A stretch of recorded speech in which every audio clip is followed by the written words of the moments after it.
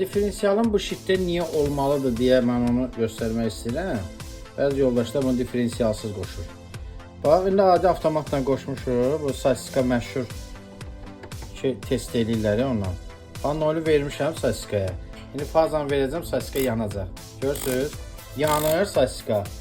Sasiska yanır, amma avtomat atmır. Atmır, görürsünüz? Atmır.